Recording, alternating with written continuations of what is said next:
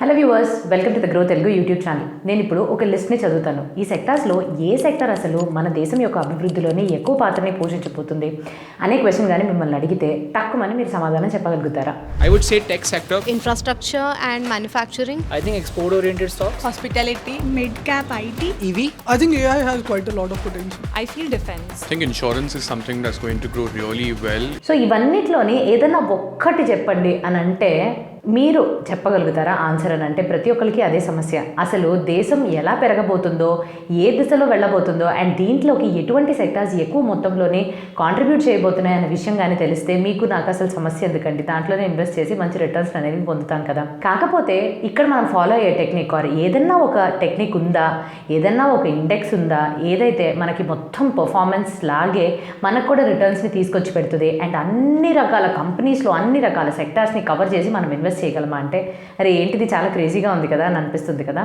కాకపోతే ఇంకొక అప్రోచ్ కూడా మనం ఫాలో అవ్వచ్చు ఇన్వెస్టింగ్లో. ఆర్ ఇటువంటి ఒక ఫండ్ అనేది ఉంది అని అంటే అక్కడ మనం ఫాలో అవ్వాల్సింది ఆర్ లేకపోతే ఇది ఒక ఇన్వెస్ట్మెంట్ స్ట్రాటజీగానే కూడా మనం చూసుకోవచ్చు. మన యొక్క పోర్ట్ఫోలియోలోనే ఎక్కువ శాతం వరకు మనము లార్జ్ క్యాప్ కంపెనీస్లో ఇన్వెస్ట్ చేసుకుని అండ్ మిగిలిన తక్కువది ఏదైతే ఉందో దాన్ని small cap companies and mid cap కంపెనీస్కి విభజించుకుని మనం ఇన్వెస్ట్మెంట్ చేసుకోవచ్చు. ఇలా ఎందుకు చేస్తాము?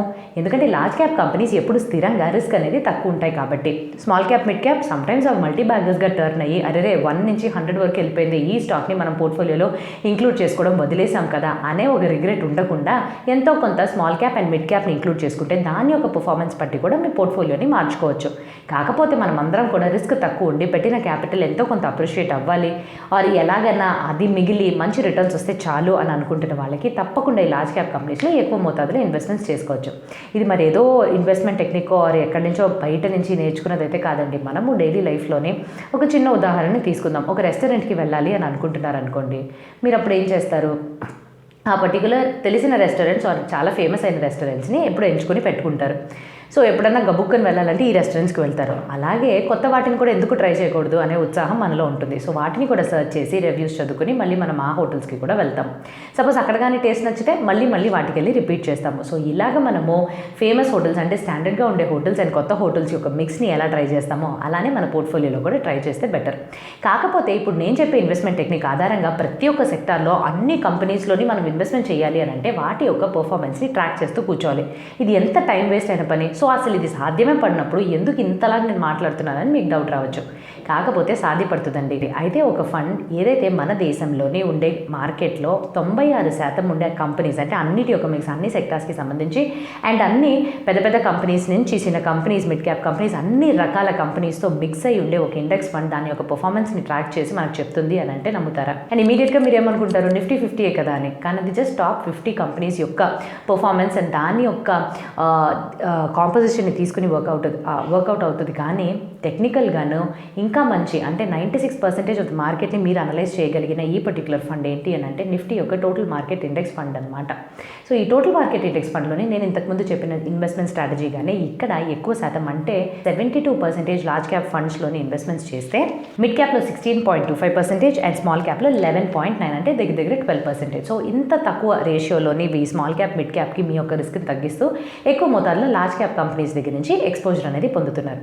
ఇప్పుడు ఈ particular differentiation and Nifty total market index fund అంటే ఏంటో అర్థమైంది కదా. సో నెక్స్ట్ దీని యొక్క పర్ఫార్మెన్స్. సో నిఫ్టీ 50తో కానీ పోల్చి చూసినట్టయితే Nifty total market index fund గత 1 year, 5 year, 3 years, 10 years and 15 years ఈ అన్ని ఫ్రేమ్స్లో కూడాను కాంపౌండెడ్ యాన్యువల్ గ్రోత్ రేట్స్ కానీ చూసినట్టయితే నిఫ్టీ 50ని దాటుకొని మంచి రిటర్న్స్ని తీసుకొచ్చింది. అండ్ అలానే షార్పే రేషియో. ఈ షార్పే రేషియో గురించి ఇంతకుముందే నేను డిస్కస్ చేశాను.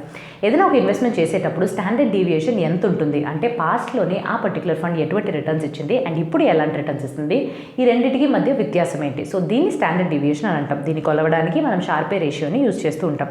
మనం తీసుకునే రిస్క్కి ఎంతో కొంత మంచి రిటర్న్స్ వస్తున్నాయా లేదా అనే దాన్ని కొలవడానికి కూడా ఈ రేషియోని వాడుతూ ఉంటాము.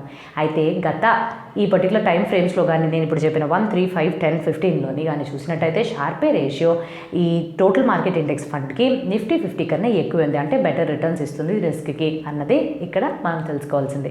XIRR మెథడ్లో కూడా చూసినట్టయితే గత 3 years, 5 years, 10 years ఫ్రేమ్లో కూడా XIRR ఈ పర్టికులర్ వాల్యూ ద్వారా క్యాల్కులేట్ చేసిన రిటర్న్స్ ఆధారంగా చూస్తే నిఫ్టీ 50ని దాటుకొని Nifty total market index fund మంచి రిటర్న్స్ని తీసుకొచ్చిందనే తెలుస్తుంది.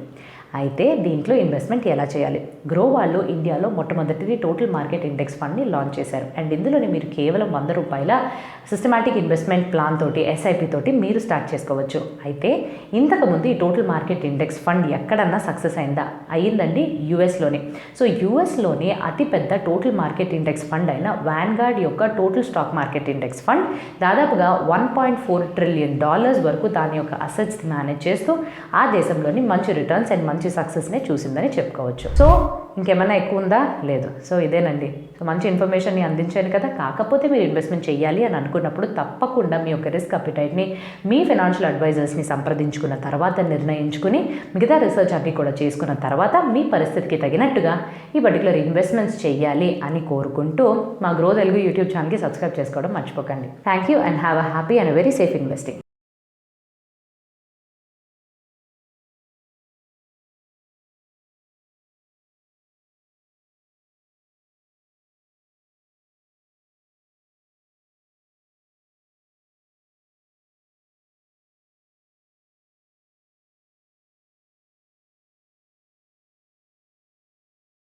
Investment in securities market are subject to market risks. Read all the related documents carefully before investing. Please read the risk disclosure documents carefully before investing in equity shares, derivatives, mutual fund, and or other instruments traded on the stock exchanges.